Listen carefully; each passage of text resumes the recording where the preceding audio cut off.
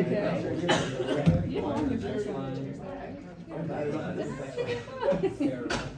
in the past, I did. Right. Yeah. Yeah. I don't know. Right. Right. I don't know. I just have a study one. Oh.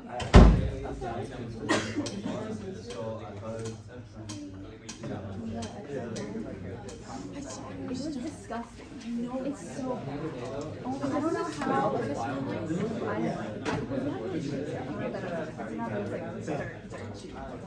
But the white was okay. The red was like the formula.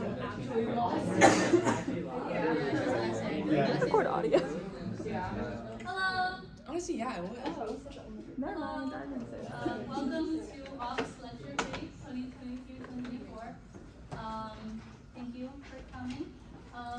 Important note, we have a work session for Project 2 right after this.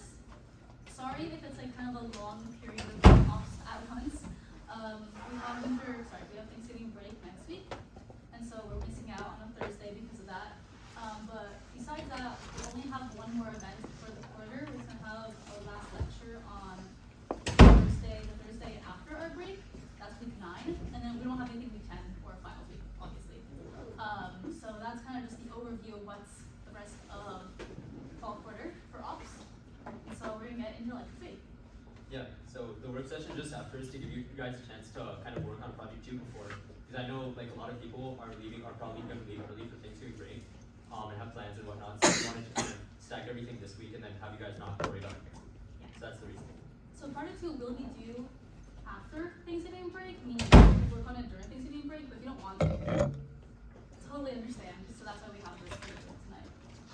If you haven't signed in, we have the sign-in form here. If people come in late or whatever, you don't have the chance, we'll also have the link in the Discord, email, master sheet. Oh, just like a quick survey. Does everyone know that the master sheet exists? Who doesn't know what a master sheet is for ops? Okay, basically, and we linked it in like the first couple announcements, but we have a very nifty, actually let me show you. Yeah. We have a very nifty spreadsheet that tells you everything you'll ever need to know.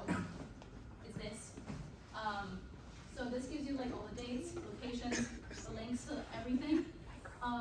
We have the link to this, I think, pinned in our links channel on Discord, and we also mentioned it in some email some time ago. We're also gonna have the same thing for winter and spring. It's just hidden. You can't see it. Yeah. But we'll also send another link to this just so people can like get it. But yeah. Anyway, back to actual lecture. So, quick announcement. IEEE hosts its own hackathons that occurs in usually this year and most years it's the weekend of the first week of winter quarter. So that's going to be this year, January 12th to 14th. And similar to a CS computer science hackathon, you are with a team or just by yourself and you create projects all in a weekend and you kind of just get into it. We did the same thing but for hardware, and so it's really cool. You get to create a project in a very short time period, a lot in a short amount of time, and also attend different workshops that companies and IEEE is hosting. It's a very valuable experience. I recommend, even if you don't have time to do ops, do this. Obviously do ops as well. But it's a very awesome thing. And applications aren't out yet, but they will be soon. And know about applications is that they're not really an application. If you're a UCLA student, you're guaranteed to be part of it. If you're a non-UCLA student, you're in the LA area, I think it's an actual application. But if you are here, you most likely are UCLA student and can get in no matter what. So this emphasizes a couple points there. One, just again, to all our students here, it's basically free admission to one of the biggest hackathons that you'll find this year. Second thing, regardless of your experience level, I would highly encourage people to participate. I participated last year, being basically in your guys' shoes as well, and I found it incredibly rewarding. The workshops that they offer were very helpful in teaching us how to use like some of the components that they offer, so you will be able to build a project. Plus, you get to work with a team, so that's always fun. Yeah. You can try to snipe like upperclassmen to be able to do cooler projects, more advanced projects. There's prizes for the, I don't know if it's top 3 was the first place, I don't know, so some number. I think it was top 3 last year or something. And what was I gonna say? There's snacks.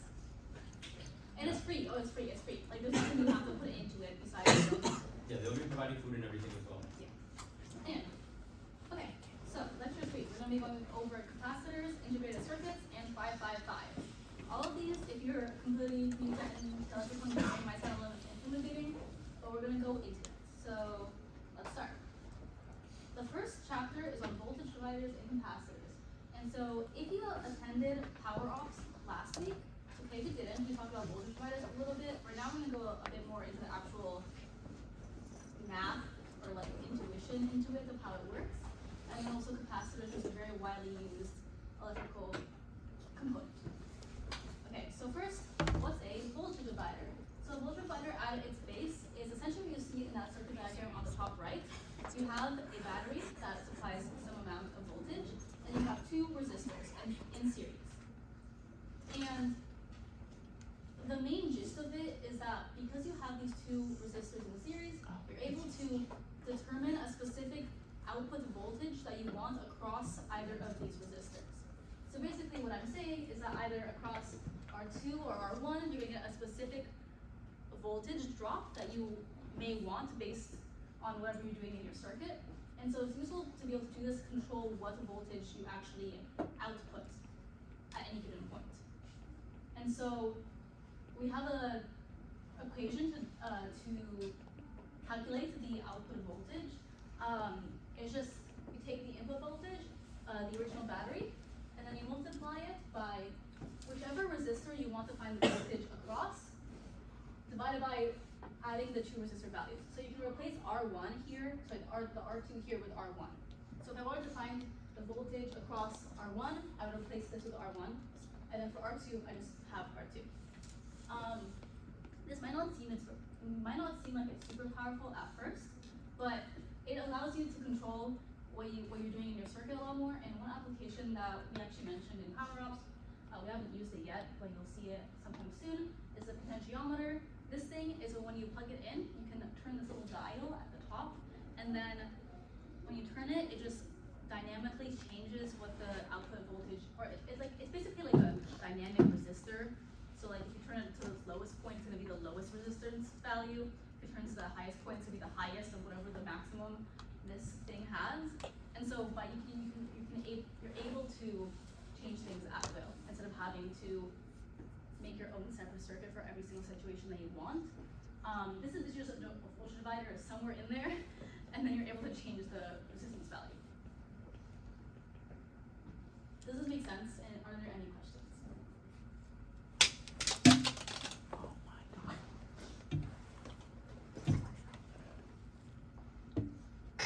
Thank you.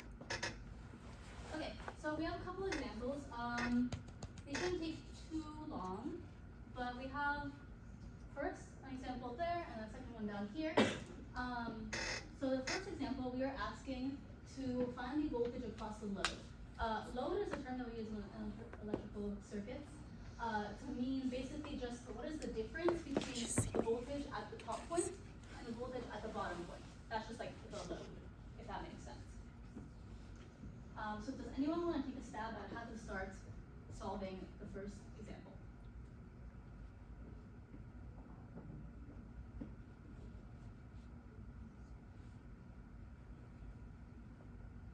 Quick hint, it has to do with simplifying the circuit. So how might we go about simplifying the circuit? Oh, these little. Oh, that's interesting. Okay. Combine the parallel. Yes, exactly. So the first step is we can combine the parallel resistors. So these two 5-ohm resistors are in parallel, and we can first start by combining them to make a circuit that looks like a voltage divider. So we can draw this out.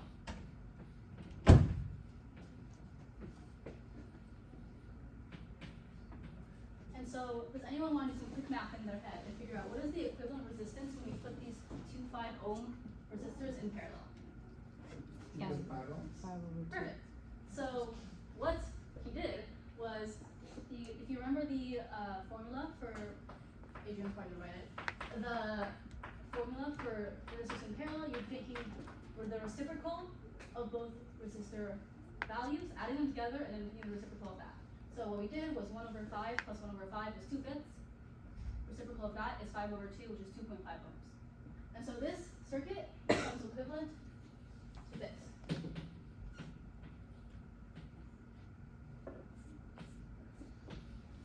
Yeah. And so now we can do whatever method we want to, but we can actually use the voltage divider equation to figure out what is the voltage across this load here. So V out. So does anyone remember the voltage divider equation? Want to walk me through it?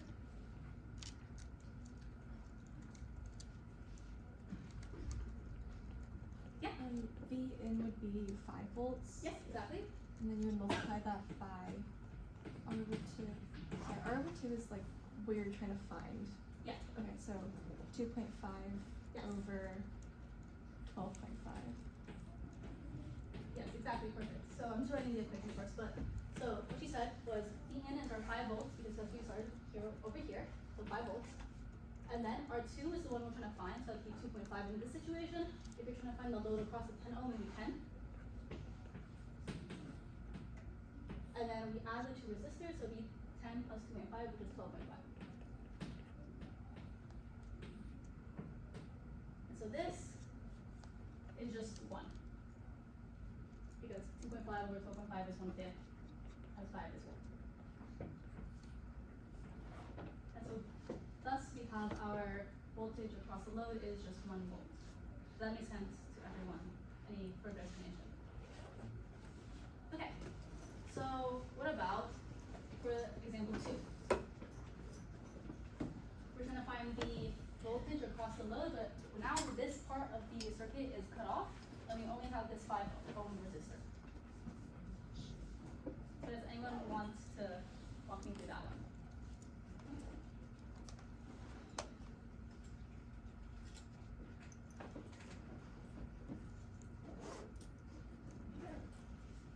Quick hint, it's the first problem minus the step of simplifying the circuit.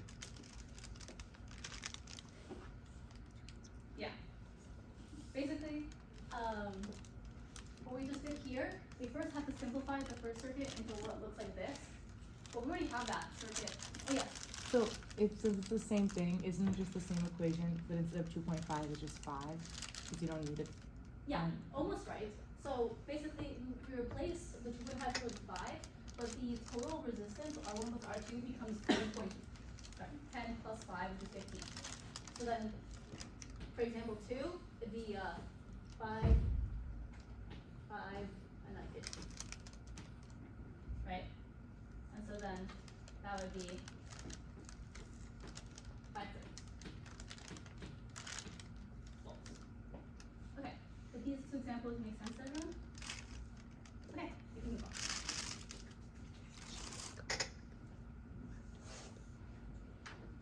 Okay, so now we're going to talk about capacitors.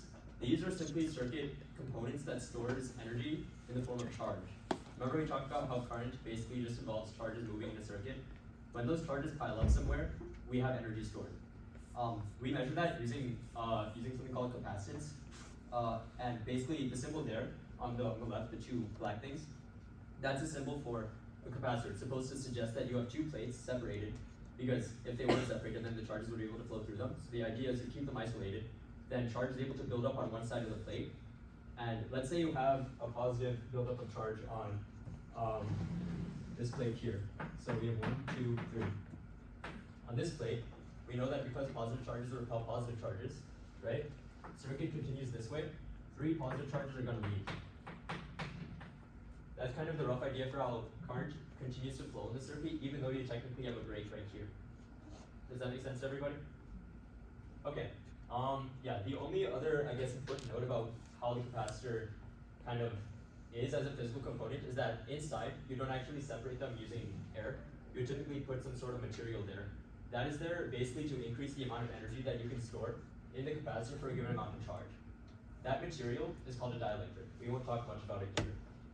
But yeah, again, it's just there to increase the voltage that you get for a given amount of charge put on the capacitor. Yes? Does anyone have any questions at this point? Okay. So capacitors basically work in two ways. They can either charge or they can discharge, right? Because they store charge. So I kind of went over this in the last slide, but as you connect, I think the first kind of circuit that you would see when you have a capacitor. Wait, just like move up the thing. Good idea. Is you will have a voltage source, and then I'll just drop a resistor there so that you limit the amount of current that you get. Then you have your capacitor, right? The slides mentioned that electrons are moving. That's actually what's happening, but for the sake of explaining this, I'll use conventional current. So we have your positive charges running through the circuit. They'll build up here. And then the positive charges on this side will move away. And what you end up with is that you have an electric field developing inside the capacitor, which is another way of saying that energy is being stored here. Now, if I do something else, let's say I have a, sorry, could you change the slide to the next part? Yeah. So at this stage, let's say that we leave the circuit like this for a while. What will eventually happen, so I'm gonna put this back, is that the capacitor will fully charge. It has a maximum amount of charge that it can store based on its capacitance. And so once the capacitor is fully charged, it'll block any current flowing through it. Right, so no more current can flow, and the circuit will stay as is. So now if we do something else, let's say that I break open this part of the circuit, I disconnect the battery, and at the same time, I connect this part of the circuit like that. Now, the charge is here, right? You have a buildup of positive charge here, and negative charge is there, and they're going to want to, the positive charge is going to move through over to this side, so that the charges kind of equal out in the circuit. Does that make sense? So that is the second thing that capacitors kind of do. They discharge, right? And so positive charges move, and then eventually this capacitor will be fully discharged, at which point it'll store zero energy. It'll have released all that energy, right? And you'll have a voltage drop of 0 across it. Now, when we started, this one acted like a voltage source, where because it creates a current and allows positive charges to move through it, you can think of it sort of as a poor battery, let's say, right? And then by the time it finishes, nothing is happening in the circuit. Now, as the charges run away from the capacitor, right, they have to go somewhere. The energy that was initially stored in the capacitor had to have gone somewhere. Does anyone want to take a guess at where that energy might have gone? To the resistor? Exactly, yes. The resistor will dissipate that energy as heat. That's the resistor's only job in the circuit. Everyone good? Okay. Just to repeat some key points, is basically you have the capacitor as a place where energy will store. It's actually going to build up. Once it's built up to its maximum capacity, it's going to block any current from going through. So when you're at that point, your circuit is basically just like not doing anything. Think of it as a sort of open circuit, because at that point there's nothing connected above the capacitor, and below it's going to be connected because there's a block because of the maximum capacity. And then once the capacitor starts discharging again, because it kind of like senses that it's charged and go somewhere, then once again the capacitor will act as a wire and current can go through again. If that makes sense. And actually there's one additional note that I'll add about capacitors, which I'll return to later in the lecture, which is that the reason why elements such as capacitors are important in circuits, right? You might be wondering, because the circuits we built previously used only resistors, right? And potentiometers, and that was good enough to power LEDs and things. What capacitors add is an element of time to your circuit. Because capacitors take a certain amount of time to charge and discharge, and they have a variable kind of voltage across them, right? When they charge, the voltage across them increases. When they discharge, that voltage decreases. You can set thresholds using that voltage, and then use that to do other useful things in your circuit, which is something that we'll get into later today. Okay. So, just like resistors, capacitors also have formulas for how you want to combine them in circuits. Luckily for us, they look exactly the same as resistors, which is, there's only one difference. It's actually a pretty major difference. You just replace the formula for capacitors in series is the same as that for resistors in parallel, and vice versa. Yeah. So the intuition for that goes a little something like this. I'll cover the parallel case first. I think that one is a little easier to understand.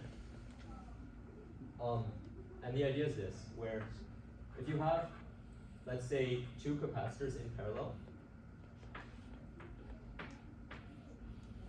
right? So here are my two capacitors, and I'm going to send in a current through here. Now, this current can branch off. Some of it will go this way, some of it will go that way, and you will basically be charging both these capacitors at once. And that means that each of these capacitors can hold a certain amount of charge, and the overall capacitance, if you look at these two as one, is greater. Because these two can each hold like more charge than any of them can individually. Does that make sense? Okay. As for the series case, it goes like this, where you have this one capacitor, then you have this one, and you'll be sending in a current like this, and then this capacitor will be charging, let's say some positive charges under here. The charges that run away from here go here. So there are 5 here, I'll draw another 5 here. And the result is that the voltage that you supply, let's say that I connected a battery here, which is supplying that current initially, that will split across the two capacitors, and the overall capacitance of this combination is less. Because now you can store you have two capacitors here, but you can store less total charge because of the fact that they're charged by the same current, if that makes sense. Here they were able to go in two different directions and pile onto two entirely separate plates. Here you basically are looking at just one.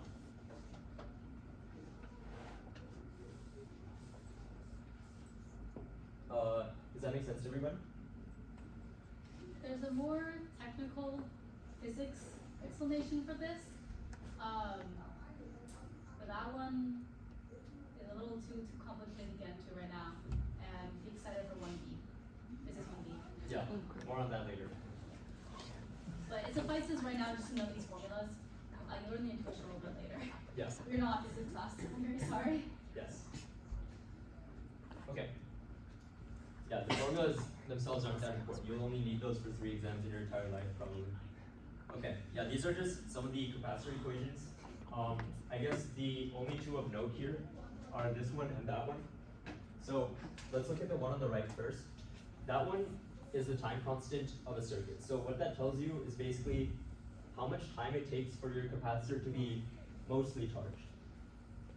I mentioned earlier that we measure how much energy a capacitor can store with capacitance. That is defined like this.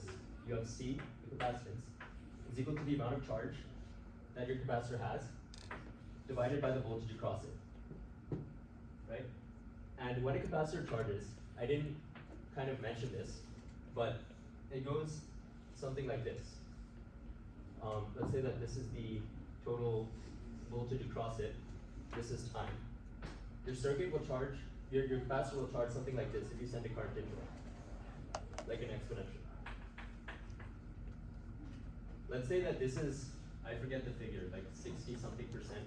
This is 60%. 63. 63%. Okay. 63% of the total voltage.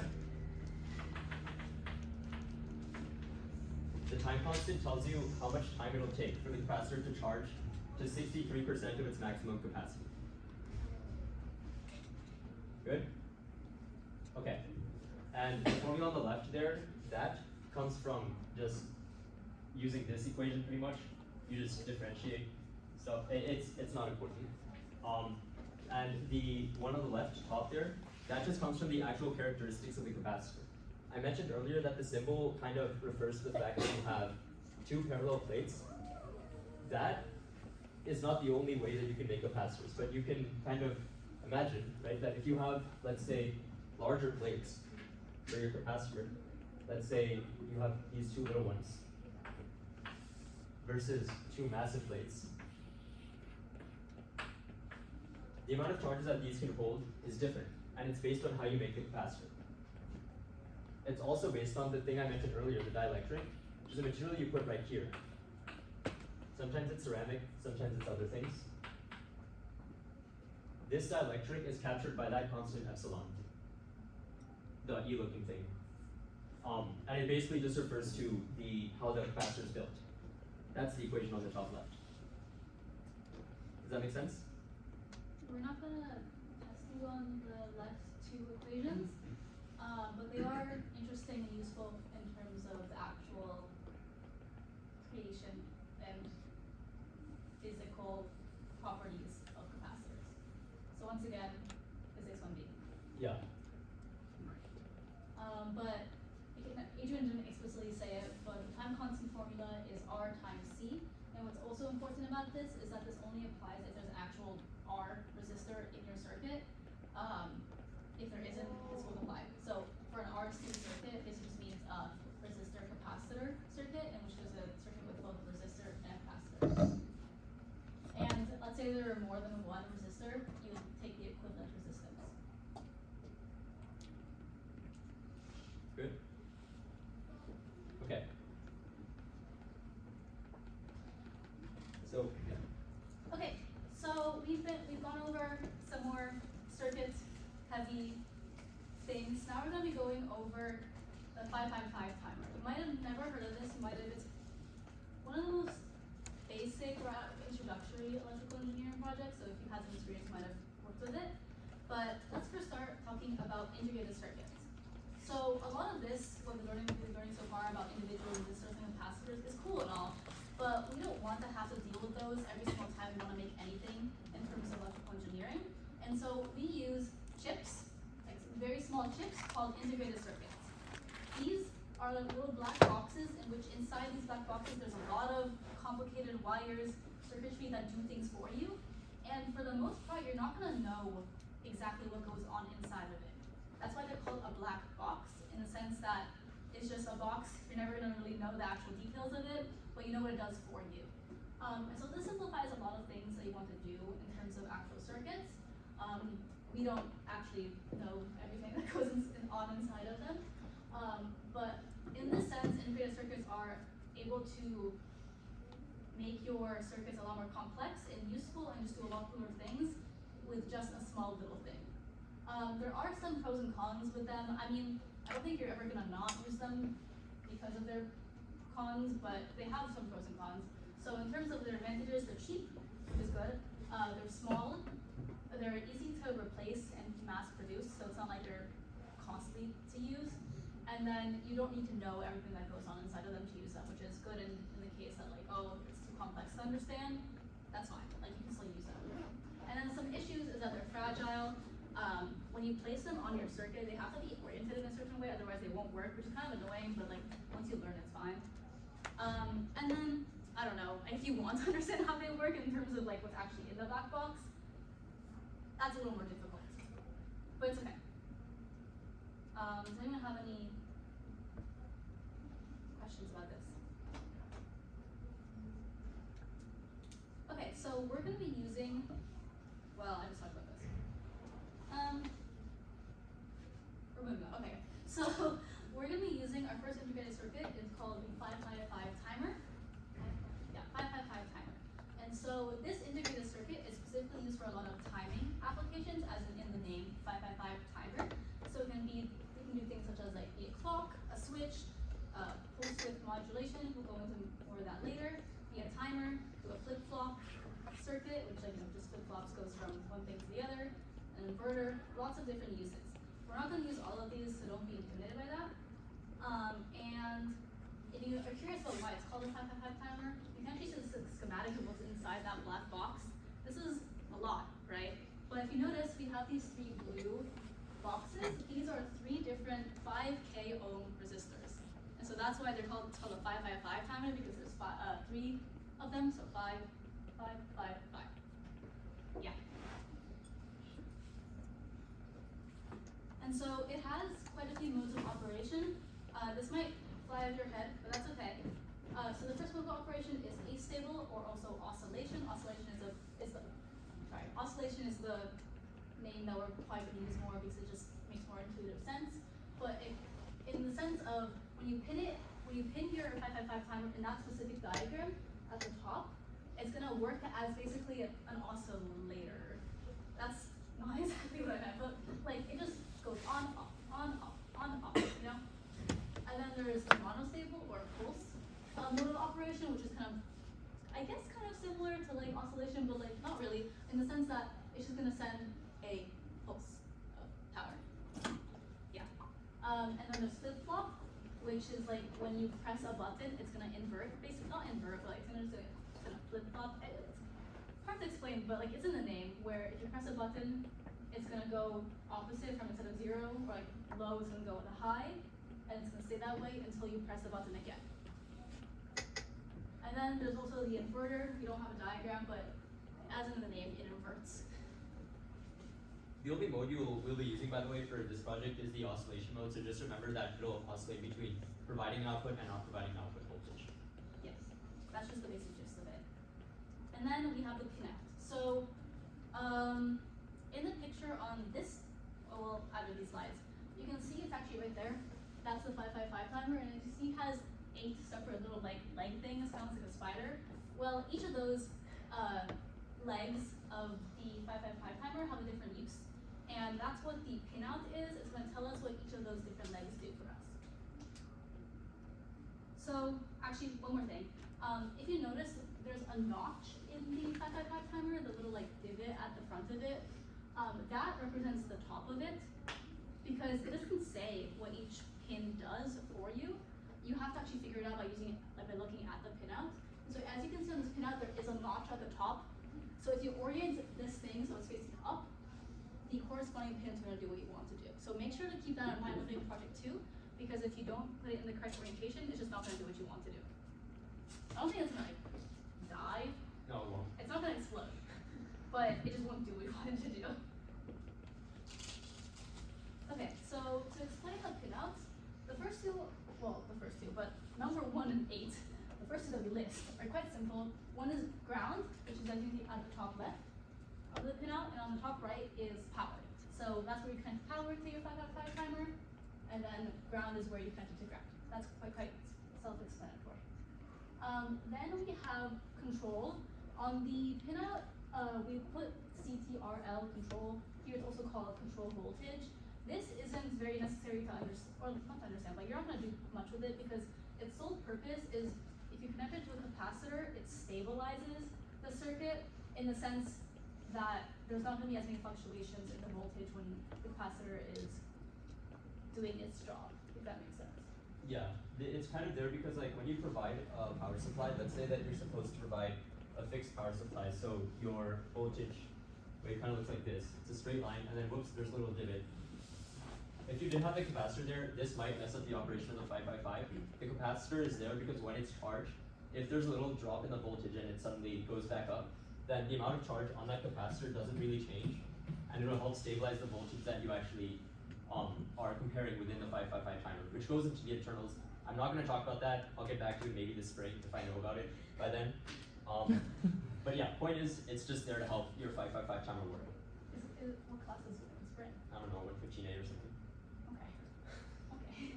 And then there's pin 4, which is on the bottom left, which is the reset, which restarts the timer. It has a timer in there, hence the name 555 timer.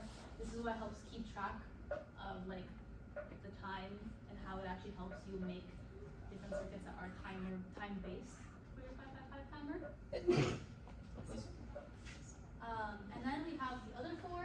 There's out, which is output, which kind of is self-explanatory. That's where you actually receive the voltage from your 555 timer. That sounds a little, I don't mean to mislead by saying that the actual 555 timer is providing voltage, but basically you have your voltage starting from battery, and then it goes through the 555 timer, and the 555 timer, that's so hard to say. The 555 timer will change what the output is based on its mode. It doesn't supply it. What I'm trying to say. And then there's 2, trigger.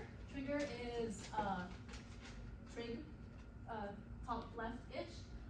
This one is, this pin, its purpose is that when okay, sorry. So as you can see, while you don't really know, this is like what you're gonna be building in project 2. Don't be intimidated, it's actually not that bad. But basically, you're gonna have a capacitor here. This one is the one connected to the control, so this one is the one that stabilizes your circuit. But this capacitor is gonna be varying in the terms that it's gonna be charging and discharging while your 555 timer does things.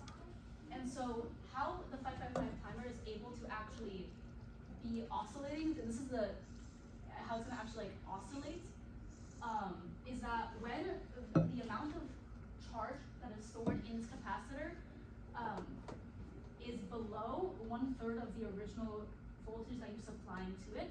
In our case, it's gonna be 3.3 volts. It doesn't say that there, but it's gonna be 3.3 volts. So when the amount of charge that's stored here is less than 1/3 of that, which is 1.1-ish. Yes, not ish. Sorry. Then it's gonna turn out the out pin. It's gonna turn it to high, meaning it's gonna send power, like a 1 in binary, I guess. And then for threshold is the opposite in the sense that when the voltage of the capacitor is larger than 2/3 of the input voltage VCC, so that'd be 2.2, it's gonna turn out to low, meaning the output of the 555 timer will be like 0 or no voltage. And then discharge is that it facilitates the discharging of the capacitor. So, does anyone want clarification? Me to repeat anything? Or are we good, do you think? We can go over exactly how this circuit works a little later, probably in the work session, but yeah, for now, yeah. What's the VC2 again? VC2 is the voltage of the capacitor, this capacitor. Like the one, is that one you're just kind of like put next to it or like inside of it? Inside the 555 timer? Is that for inside the 555 timer or like? No. is that So the 555 timer does its thing. These are components that we're connecting to the 555 timer to do things. Yeah. So this specific circuit is the oscillation mode, in which it goes on off, on off, on off. If we wired this differently, did whatever else, we could turn it to the other modes that we mentioned. Does that make sense? Okay. So I'm gonna move on. Is that good with everyone? Okay. So we were talking about oscillation. This circuit diagram is the exact same one as the last one. I think the resistor numbers are flipped, but that's not really relevant. And so oscillation, as it is in the name, we're gonna just oscillate the voltage level. So the output of the 555 timer, we're gonna oscillate between 0 and 1. Supplying power, not supplying power. So you can think of it, you can think of like how this could be useful. Our project is gonna be simply having an LED blink on and off forever until you disconnect it. And it's part one of the project. Yeah, part 1. It's gonna be a cooler project for part 2. But yeah, and so we can determine actually how long it blinks based on our chosen capacitor and resistance values. And so we have these formulas that tell us how long that the on state will last and how long the off state will last. And so it's gonna be 0.69 times the value of the capacitor. This capacitor, not the one connected to control. So the one connected to control is not relevant to our calculations. And then times the resistance value, both times R1 plus R2. So we're gonna be connecting 2 resistors to our circuit. As you can see, they're up there. And then for time off, it's gonna be 0.69 times the capacitor value times resistance 2. Just an important note, in the project 2 spec, our circuit diagram has the R1 and R2 flipped, and so the formula will say R1, because that's what's correct for the diagram that we showed to you, so don't be confused about that. The formula is still the same, we just like change the label of the labels of the resistors are different.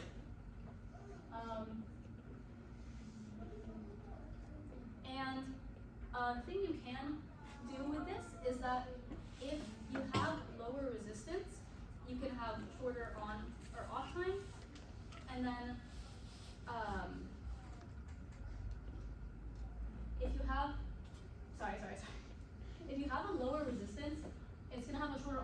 meaning that the frequency will be higher. Does that make sense? Like, if it turns on and off more quickly, the frequency is gonna be higher, right? Okay, and so what that means is that you can control the pitch if you connect it to like a sound thing. So the part 2 of our project will be creating a piano. Basically, we're gonna connect 3 different buttons that correspond to different frequencies and be able to have a 3-note piano and you can like make your own song. We're actually gonna do a project in winter quarter that is called iPod Wino, cause like iPod, and then like Wino, which is like Arduino. So anyway, that's a really fun project. It's gonna be using a lot of these concepts. We're gonna start with something a little more simple for project 2. So does this make sense for everyone? Any clarification? Okay. So that's all we have for lecture. We have 10 minutes. Actually, real quick, I want to try something on capacitors since we have a few extra minutes. Okay. Yeah. So I don't believe I explained this very well from the first time around. So going back really quickly to capacitors in series, I think it's helpful to consider the extreme cases, which I realized as I was drawing out the little and big capacitors. So if we consider again a line of 2 capacitors, and let's say you have a small capacitor here, and then you have a bigger one here, and then you send a current in through here. Each of these capacitors has again a maximum amount of charge that it can store. So after a little while, right, there's going to be, let's say, 2 charges on this one, and so we have 2 charges on this one, and let's say this capacitor can hold a maximum of, let's say, 18 charges, right? But since this capacitor is already fully charged, we mentioned earlier that it will act as a block. It won't allow any more current to flow, which means this capacitor will no longer charge. And that is why the capacitance of the overall circuit is less than if you had just, let's say, this one. Does that make sense? Okay. Yeah.